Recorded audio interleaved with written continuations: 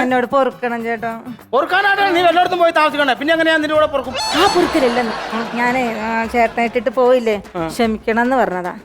ചേട്ടനെ വിട്ടിട്ട് പോയ പിന്നെ എനിക്ക് ഒരു മനസമാധാനം കിട്ടിയിട്ടുണ്ടായിരുന്നല്ലോ. നീ ഇവിടുന്ന് പോയി കഴിഞ്ഞപ്പോ എനിക്ക് മനസ്സമാധാനം ഉണ്ടായി. അതെ എന്നെ ഞാനേ 2-3 ദിവസമായിട്ട് ഭയങ്കര ഛർദിയായിരുന്നു. അത് വയറ്റി പിടിക്കാത്ത വല്ല കഴിച്ചിട്ടേ അല്ലെന്ന് ഞാൻ ഡോക്ടറെ കാണിച്ചപ്പോ ഡോക്ടർ പറയാൻ നമ്മള് ഗർഭിണിയാ. രമണ, എന്തോ ഭാര്യ പിണങ്ങി അവിടെയല്ലായിരുന്നു, നീ ഇവിടെയല്ലായിരുന്നു, പിന്നെ എങ്ങനെയാണ് ഗർഭിണിയായത്? അതെ, ഈ 2 പ്രാവശ്യം കോംപ്രമൈസ് ചെയ്യാൻ വേണ്ടി ചേട്ടൻ രാത്രിയിൽ വന്നായിരുന്നു. അതെ, ഞാൻ ഈ ഉറക്കത്തിൽ എഴുന്നേറ്റ് കിടക്കുന്ന സ്വഭാവം. രമണ കണ്ടോ, അതൊക്കെ ഇതിന്റെ ഐശ്വര്യ. രാവിലെ ഛർദിച്ചതോ? അത് വല്ല ഗ്യാസിന്റെ ആയിരിക്കും. ജോസിന്റെ ആണെന്നും പറഞ്ഞിരുന്നു. ഐശ്വര്യം മുഴുവൻ ഇങ്ങോട്ട് പോയിരിക്കും. ഇപ്പം ഒരു കാര്യം പറയാം, നീ ഒരു കാര്യം ചെയ്യേ.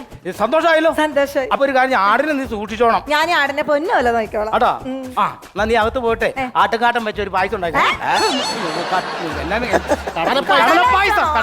ഉണ്ടാക്കിക്കോളാം. എനിക്ക് ആടിനെങ്കിടാ, എന്റെ മണിപ്പുള്ളാന്റെ ആടാ ആടിനെ എനിക്ക് തരത്തില്ലോ കാര്യം എന്റെ ആടൊന്നും നിങ്ങളുടെ മണിപ്ലാന്റ് തിന്നിട്ടില്ല. എല്ലാം തീർപ്പുണ്ടാക്കാം.